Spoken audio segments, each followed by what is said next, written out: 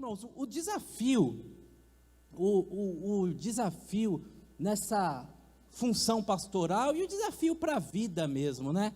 O desafio para a vida é o equilíbrio.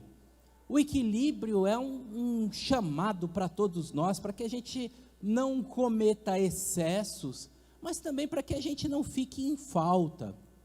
Uma fala como a de hoje, que é fala que muda a sua vida, afinal de contas, o chamado, o tema da mensagem de hoje é um caminho para você ir além, para você ultrapassar os seus limites, vencer os seus bloqueios, conseguir vivenciar situações que você ainda não viveu, e inclusive romper com um passado que te aprisiona, que te freia, que fica pesado, impedindo o seu avanço. É uma mensagem muito forte e muito necessária, porque todos nós temos alguma questão na vida do passado para romper. Todos nós temos alguns embaraços que, por mais que a gente tenha tentado por nós mesmos, persistem em grudar, persistem em, de alguma forma, nos perseguir. E a mensagem de hoje, que nos apresenta um caminho à frente, um caminho de libertação, um caminho à frente de experiências novas, de transformação, ele vem então neste meu desafio de todo dia com vocês, quem achar um ponto de equilíbrio. Num extremo é impedir que você fique estagnado. O meu trabalho de pastor é dar corda nos irmãos, é mostrar novas possibilidades, é mostrar que Deus é na sua vida, é mostrar que tem uma terra prometida à frente. Não posso deixar você ficar estagnado, senão Deus vai me cobrar. Por outro lado, no outro extremo, em meio a possibilidades de vitória, a realidade de transformação de vida, a momentos novos para viver, eu não posso também levar você a ficar ganancioso, não é verdade? Então, no extremo, você fica com o coração preso por ter menos, no outro extremo, você fica com o coração preso por querer mais. E é esse caminho de equilíbrio que nós precisamos trilhar juntos. Este caminho de equilíbrio que vai tendo a vida conduzida pelo Espírito Santo de Deus, que produz em nós contentamento e ao mesmo tempo descontentamento.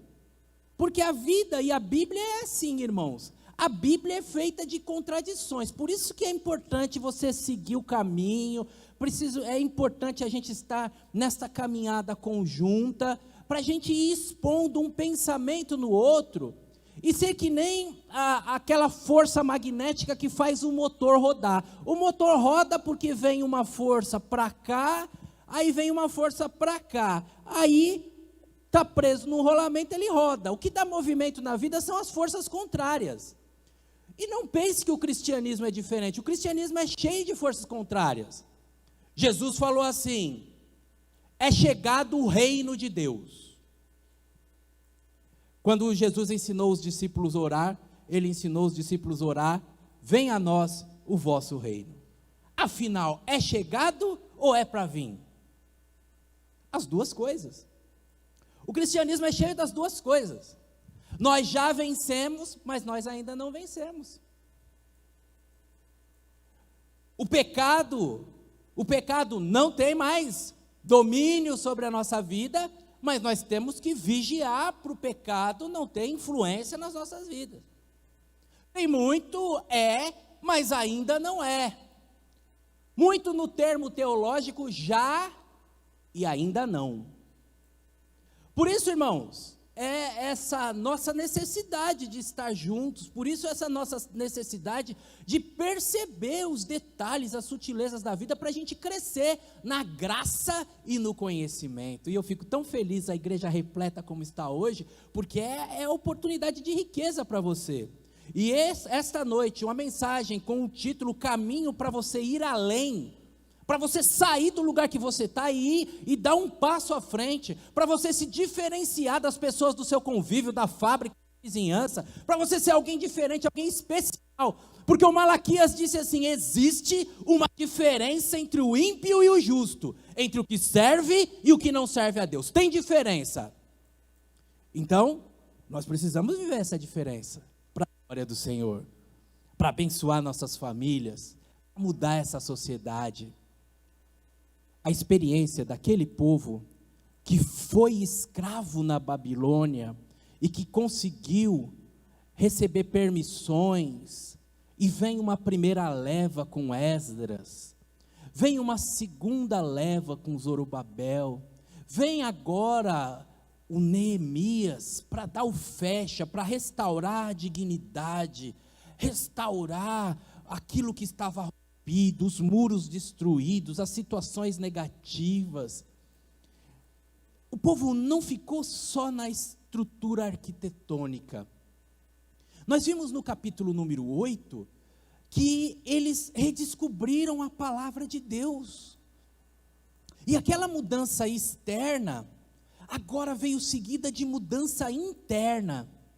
E aquela mudança interna produziu vida e esperança, produziu a certeza de nova família, nova nação, nova saúde, certeza de transformação, certeza de um futuro melhor. Foi isso que nós vimos no capítulo 8.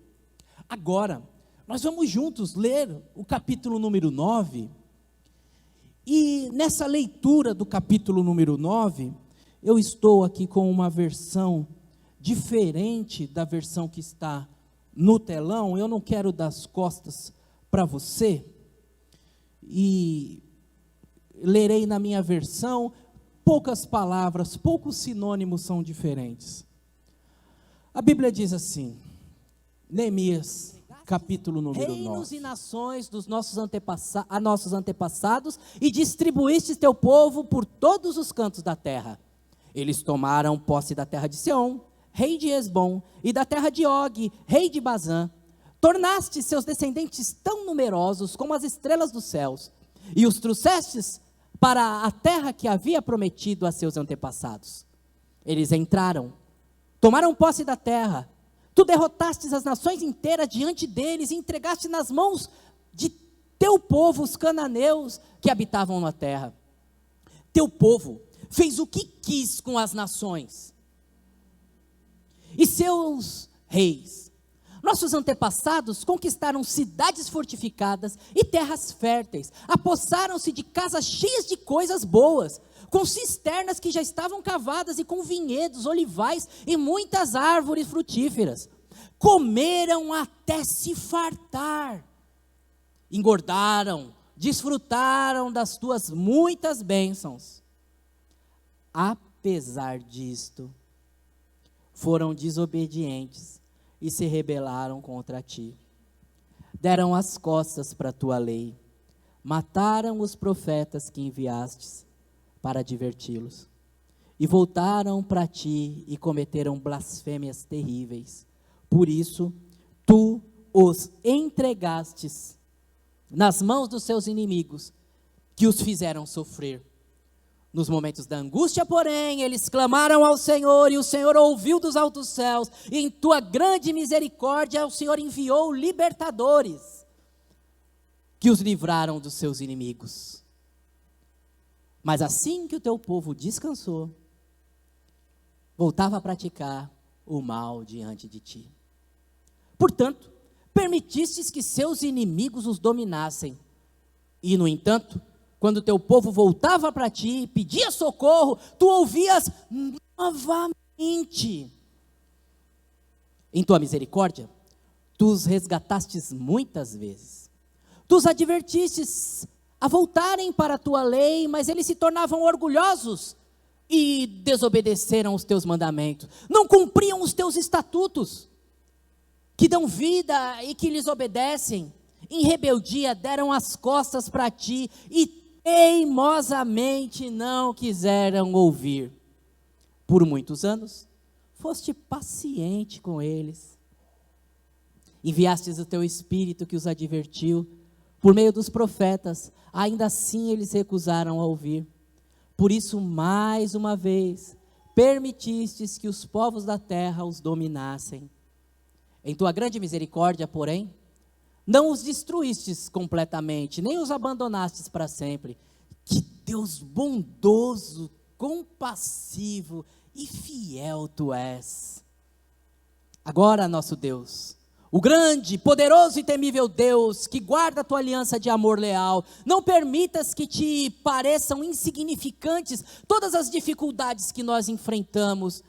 Grande aflição veio sobre nós e sobre nossos reis, líderes, sacerdotes, profetas e antepassados, sobre todo o teu povo, desde os dias em que os reis da Síria triunfaram sobre nós, até agora. Foste justos todas as vezes que nos castigastes.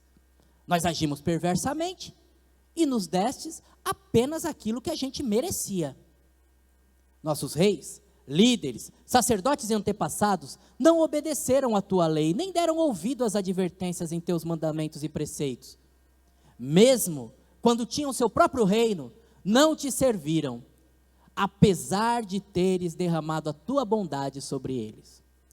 Deste-lhes uma terra ampla e fértil, mas eles não quiseram. Não quiseram servir-te, nem abandonar sua perversidade. Por isso, Senhor, hoje, nós somos escravos na terra de fartura que destes aos nossos antepassados, para que desfrutassem delas.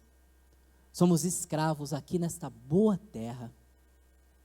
A grande produção dessa terra se acumula na mão dos reis que puseste sobre nós, por causa dos nossos pecados. Eles têm poder sobre nós e sobre os nossos rebanhos. Nós lhes servimos como eles querem e estamos em grande angústia. O povo respondeu em vista disso. Em vista disso tudo, fazemos hoje uma aliança solene e vamos registrar por escrito nossa decisão do lado de Deus. Neste documento selado estão os nomes dos nossos líderes, dos nossos levitas e dos nossos sacerdotes. Amém, irmãos? Eu reconheço. O trecho da leitura foi longo, eu reconheço. Não vou me desculpar com você, porque foi longo, mas foi útil. Você leu um capítulo da Bíblia inteiro e você conseguiu entender então todo esse cenário, esse colorido. Se eu pego um recorte, eu tiro a beleza do texto para você, porque o texto tem seu ciclo.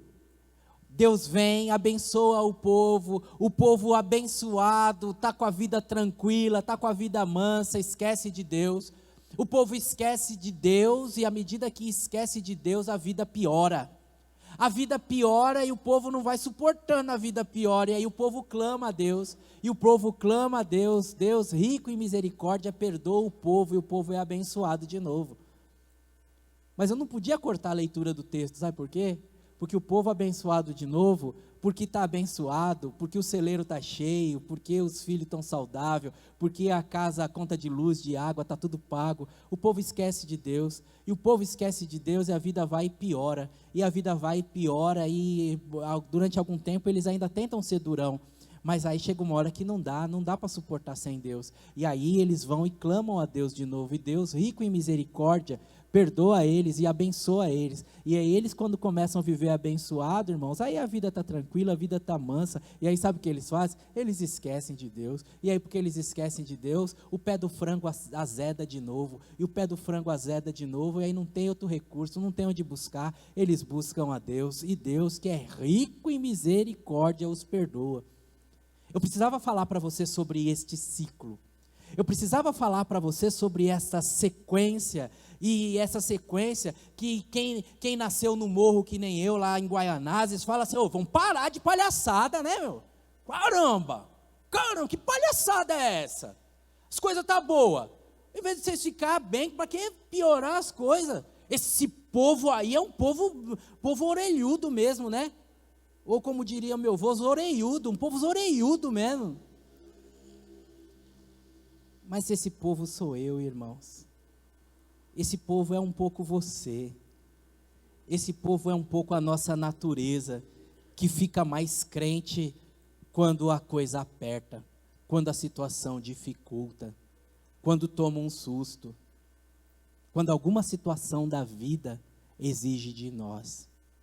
Mas nesse caso de Neemias, você vai perceber no final da história um efeito diferente acontecendo, um efeito diferente e maravilhoso que chama muito a minha atenção. Você percebe que eu coloco o texto ali, eu já vou ajudando você a estudar, já vou ajudando você a perceber a Bíblia. Quando eu coloquei o texto, eu pintei de verde todas as coisas que Deus fez, sinalizando a grandeza de Deus, sinalizando o amor de Deus, sinalizando a providência de Deus, sinalizando o caráter de Deus, sinalizando os atributos de Deus. Você viu que eu pintei de verde? Você viu que eu pintei de vermelho também, coloquei em letra vermelha, toda vez que o povo deu mancada, né? Mas o povo esquecia e te abandonava. Está lá no texto, você percebeu na leitura, olha lá que pintadinho que está. E Deus, bondoso, Deus rico em misericórdia, um Deus transformador, vem ao encontro. E neste trecho, nos versículos 36, acontece algo fabuloso e sensacional. Principalmente se você, que nem eu, quis falar para esse povo, para de palhaçada. Com o povo aconteceu uma coisa boa, irmãos, e rara. O povo reconheceu a sua condição. Nenhuma mudança na sua vida acontecerá antes que você reconheça a sua condição. Porque todo alcoólatra diz que bebe socialmente. Todo fumante fala assim, eu paro quando eu quiser. Todo viciado em alguma coisa fala assim, não, é só recreativo. Ninguém nunca aceita, seja com drogas lícitas ou droga ilícita, ou seja em situações sociais. Todo fofoqueiro diz assim, não, eu só estou comentando. Né? Quando a pessoa vier fazer fofoca para você, dá uma bronca nela para você ver. Ai, credo, só estou comentando, é só um comentário. Pode falar mais nada, não? O não reconhecimento das situações da vida, nos afundam mais. E são os hábitos que nos confirmam. E aquilo que você faz, mais você vai ficando perfeito naquilo que você faz. Seja bom ou seja ruim. Por isso o reconhecimento é tão importante, por isso o cristianismo tem uma palavra-chave que é conversão. Conversão é esse gesto da lei de trânsito, esse gesto da situação de quem vai indo numa direção, e ele se dá conta que é a direção errada, e ele faz a conversão. E muda de lado. Essa é a conversão. Quando Pedro prega o seu sermão, que está no livro de Atos, capítulo número 3, os homens perguntam, o que nós precisamos fazer para mudar de vida? Para ter paz com Deus? Para ter acesso aos céus? Para ser chamado de filho? E Pedro, sem meias palavras, diz assim, arrependam-se dos seus pecados, para que venham o tempo de alívio. O compromisso com o Senhor é um compromisso seguido de arrependimento. E é um tempo tão perigoso no cristianismo, em que as pessoas estão vindo para o cristianismo por adesão. Ah, ali a igreja é legal, toca uma música legal, vou naquela igreja.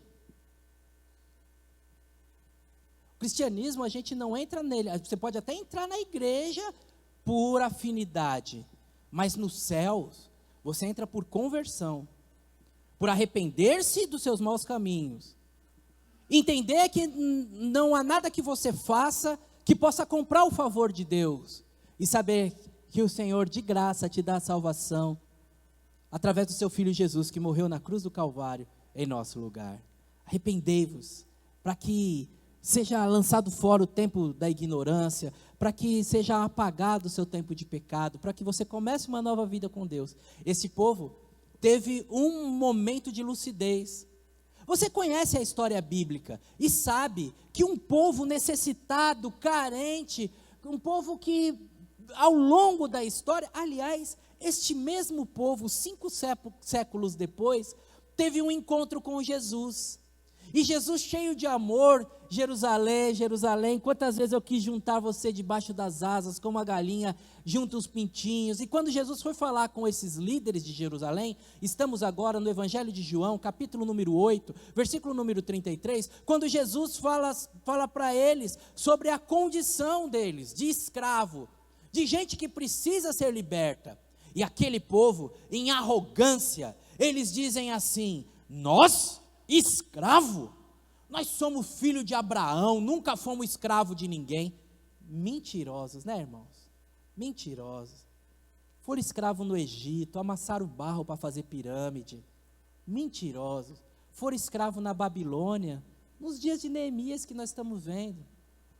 Mentirosos. Mentirosos. Nos dias de Jesus, escravo romano, o soldado romano passava carregando um peso, chama, carrega minha sacola aqui. E Jesus fala, se o soldado mandar você carregar 1 quilômetro, anda 2. Escravos, irmãos, escravos, sofredores, pagadores de impostos, gente que não tinha liberdade sobre a sua própria vida, não tinha liberdade sobre o seu patrimônio, não tinha o direito de ir e vir. E que olhava para Jesus com arrogância e falava assim: nós somos de Moisés, de Abraão, e nunca fomos escravos de ninguém. Jesus falou: é melhor vocês conhecerem a verdade, hein? Só quando vocês conhecerem a verdade vai libertar vocês. Sabem, irmãos, esse sentimento de arrogância é um sentimento que nos tira do caminho da mudança, que nos impede de ir além. Nós ficamos aquém por causa da arrogância, de achar que já chega. Então, vamos lá, né? Além, aquém. Deus quer que a gente vá além. Deus quer que a gente marche, que a gente vá além nessa vida. E é mais do que isso, o sangue de Jesus que nos todo o pecado nos leva além desta vida, onde o Senhor falará assim: bem-estar, servo bom e fiel, venha para o céu, entre no gozo do Senhor, um local onde não há choro, tristeza e dor, onde toda lágrima será enxuta. O céu é além, mas por orgulho a gente insiste em ficar aquém. Eu não. A gente vai ficando aquém, e neste olhar, eles entenderam que eram escravos, entenderam que eram sofredores, entenderam, pagadores de impostos exorbitantes para um rei que foi colocado ali para castigar a eles. O primeiro passo para ir além é você entender a sua condição, e olhando para a sua condição, e neste olhar transformado, e nessa situação positiva que o próprio Senhor quer produzir para você, que pode acontecer em qualquer momento da sua vida, na faixa etária mais elevada, há uma possibilidade, uma realidade de ir além, há um caminho para ir além. E você já deve estar me perguntando assim: pastor, qual é o caminho para ir além? Eu vou falar para você de forma rápida, de forma objetiva, porque não quero te cansar e nem estourar o nosso horário. O caminho para ir além passa pela sobriedade. Mantenha a sua Bíblia aberta. Quero cumprimentar as pessoas que nos visitam, são muito bem-vindos. Que Deus abençoe ricamente você que está conosco, quem está voltando, quem está vindo pela primeira vez. Fazemos muita questão, irmãos, daqui não ser a palavra do pastor, mas ser a palavra da Bíblia. A Bíblia é a regra de fé e prática nesta igreja, para que você não se sinta enrolado, para que você não se sinta manipulado, para que você possa construir o seu próprio conhecimento iluminado pelo Espírito Santo. E o Espírito Santo que vai nos dando sabedoria, que conforme foi o texto lido, é um presente de Deus para instruir no caminho. Eu quero falar para você que existe sim um caminho para ir além. E este caminho para ir além passa em primeiro lugar pela sobriedade. O sóbrio é aquele que tem domínio das suas faculdades mentais. O sóbrio, portanto, é aquele que não está com seus sentidos alterados. Sentidos alterados, sabe? Toma uma cerveja, eu estou legal, mas você não consegue medir que você perdeu o reflexo. tomou uma bebida, você fala, não, isso aqui não fez nada comigo.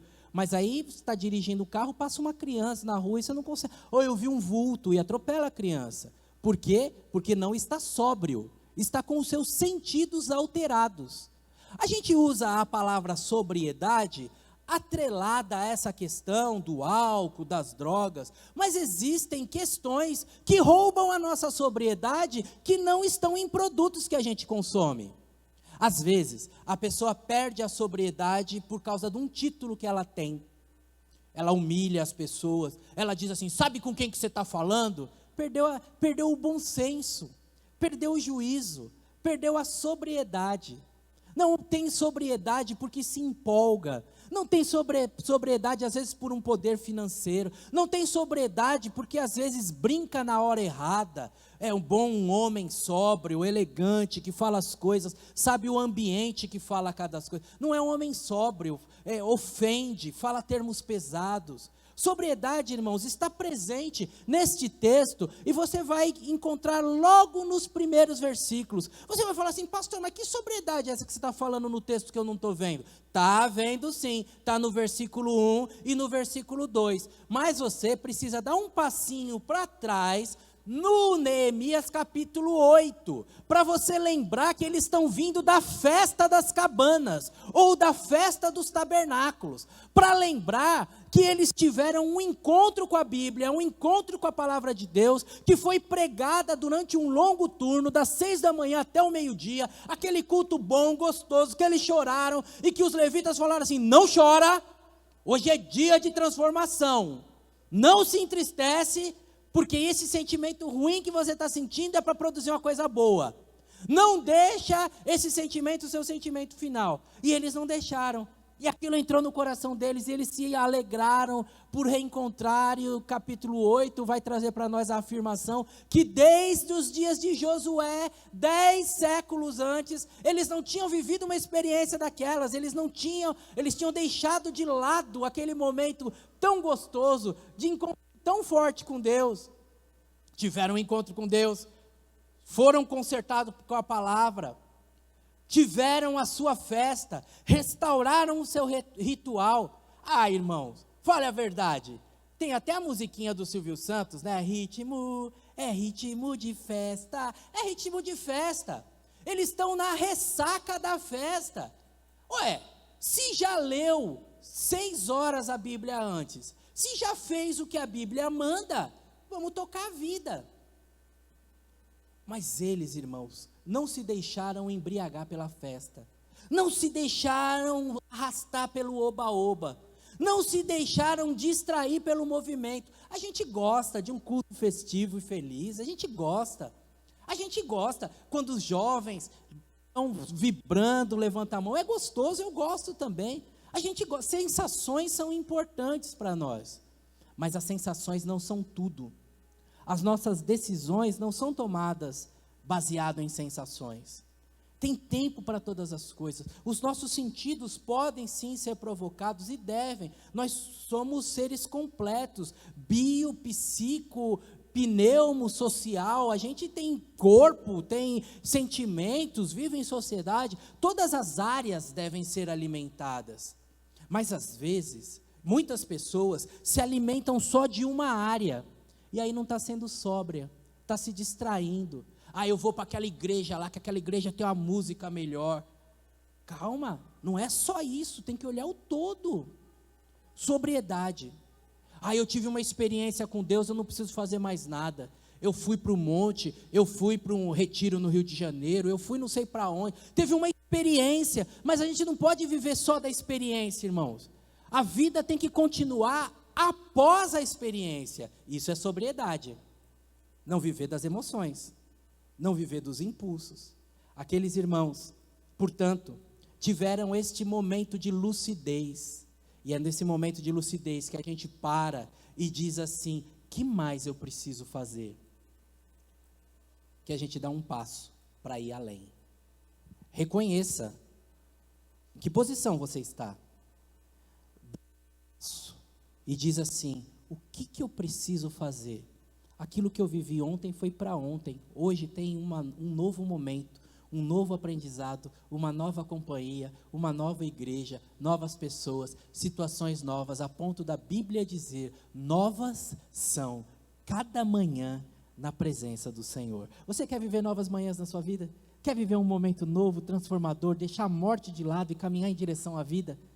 É isso que o Senhor tem para você. Portanto, não ande por emoções, não fique preso só naquilo que os seus pais viveram, naquelas emoções do passado. Aplane um caminho seu, e neste caminho, ao lado do Senhor, conduzido pelo Espírito Santo, você vai além. Momento de sobriedade. O filho pródigo, parábola tão conhecida de todos nós, daqueles que são da igreja e daqueles que não são da igreja, falando sobre um jovem que pediu sua parte da herança e viajou para uma terra distante e gastou dinheiro na gandaia, com a mulherada, com farra, e o dinheiro acabou e ele foi tratar dos porcos. Situação tão humilhante para uma pessoa daquela cultura, e naquela situação, passando fome, desejando as alfarrobas dos porcos. A Bíblia diz que ele caiu em si e disse: na casa do meu pai os empregados são bem tratados, vou voltar para o meu pai. Sobriedade, cair em si. Um caminho para ir além passa por este breque na vida, por esse reconhecimento e essa continuidade de quem é sóbrio. Se em primeiro lugar é necessária sobriedade, em segundo lugar é necessária consciência. E aí, o texto, irmãos, é longo, é rico em exemplos, é detalhado em valores que nós precisamos pegar um a um e vir degustando e falando assim: rapaz, por que esse povo fez isso? Consciência de que diante das diversas situações vivenciadas, ter a viva consciência que Deus sempre estava lá, presente, com a mão estendida, desejoso de restaurar, que Deus é igual ao nosso Deus, que faz, irmãos, esta obra tão bonita, de acolher pecadores no seu reino, dele mesmo pagar o preço em nosso lugar. Não se engane, não perca isso de vista. O sangue de Jesus foi o preço pago na cruz do Calvário para nós termos acesso a Deus. Tenha consciência que Deus está investindo em você. Tenha consciência que Deus não desistiu de você. Tenha consciência que tem uma nova possibilidade, que tem uma nova realidade. Tenha consciência que a vida pode mudar. E agora, quando nós estamos no versículo número 28, a gente está diante da realidade de que aquele povo insistia em fugir de Deus. Será que tem aqui entre nós esta noite alguém que foge de Deus? Tenha consciência, se você quer ficar sem Deus, é uma decisão sua, não de Deus, porque Deus ama você, Deus valoriza você. Se os homens se desprezam, se as situações da vida te são contrárias, se você agride a si mesmo, se até você é contrário a você mesmo por causa da culpa, por causa da dor, acredite, são questões, iniciativas e movimentos seus, não de Deus. Preciso dizer uma coisa para você: a sua iniciativa de vir na igreja esta noite é iniciativa de Deus. O próprio Deus tocou seu coração para você não ficar assistindo o Luciano Huck. Falou. Aí não precisa nem de Deus, né, irmãos? Fala a verdade.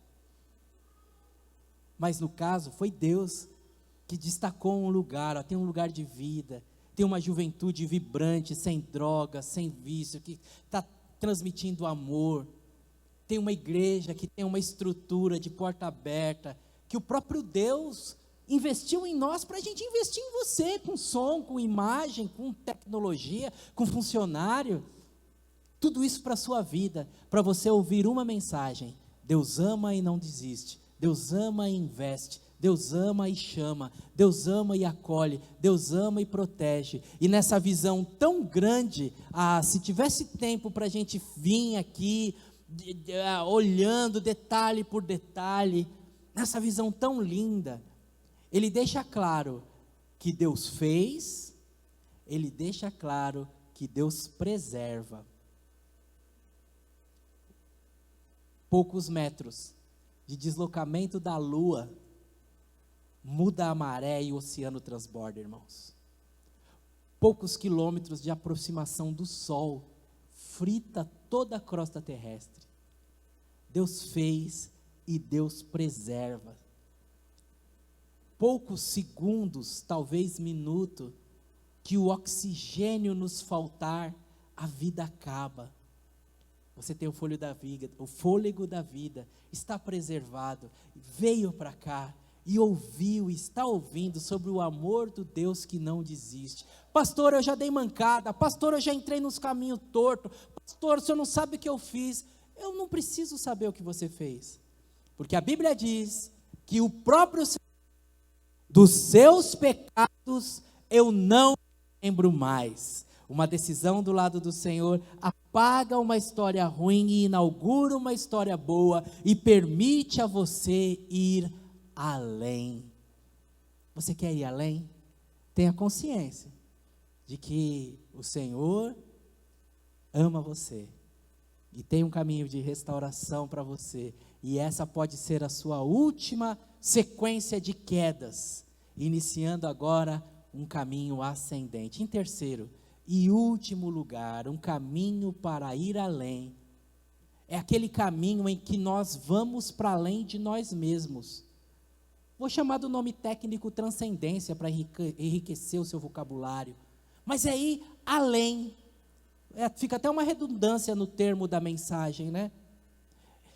Existem, irmãos, limitações e existem situações que são padrão e são hábitos, estão grudadas na minha pele, e que quando eu vejo eu estou repetindo, mas eu preciso romper com eles, eu preciso romper com aquilo que se espera de mim, eu preciso me posicionar para interromper um ciclo.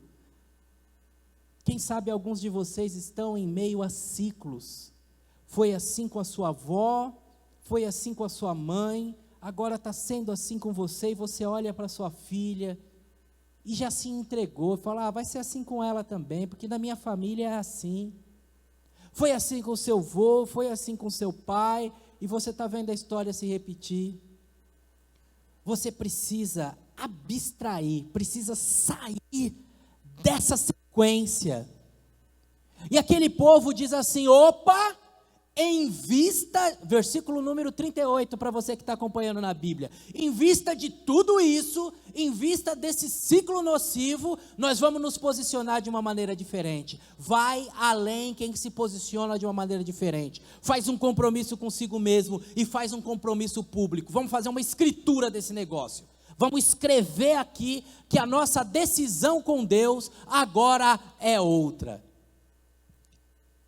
A escritura é um passo que eles deram.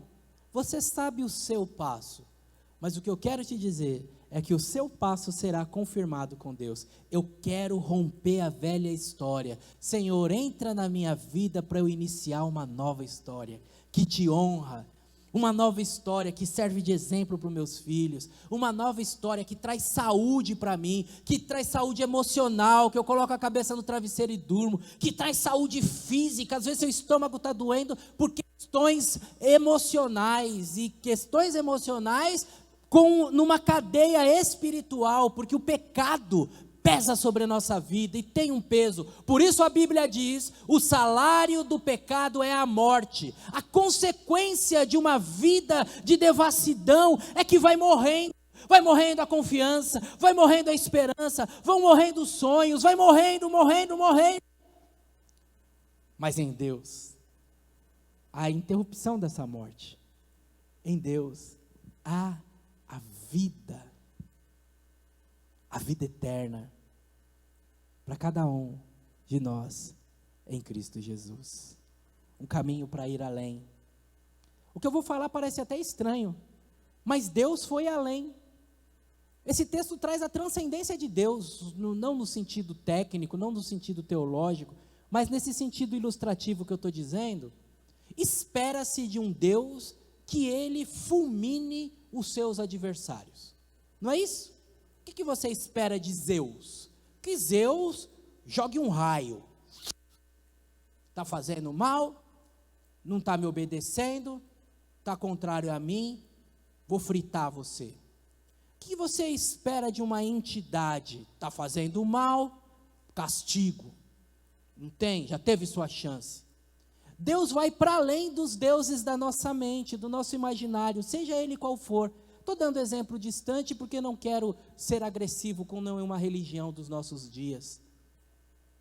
Espera-se, irmãos, de um Deus que ele vai e não dá chance para ninguém, porque ele é Deus. Mas o nosso Deus vai para além do Deus da nossa mente. É um amor incompreensível daquele que dá uma nova chance, que não desiste das nossas vidas. Deus vai além de Deus para nós podermos ir além de nós mesmos. Se nós em nós mesmos repetimos velhas histórias, em Deus nós podemos começar uma nova história. E assim, ir além. Você quer começar uma nova história? A boa notícia dessa noite é que Deus dá o exemplo, estende a mão e está pronto para te acolher, te conduzir nessa nova história. Um caminho para ir além. Pela sobriedade, pela consciência e por essa condição de romper com aquilo que sempre foi feito num ciclo e viver um ciclo diferente iniciado em Deus. Se você experimentar isso, se você desejar isso, o próprio Deus permitirá que se cumpra em sua vida. Se você tiver interesse em viver isso, o próprio Deus dirá para você essa noite: vem, entra num caminho comigo nessa viagem, que você vai além, sim. Vamos orar, irmãos? Abaixe a sua cabeça, porque eu quero muito que você vá além.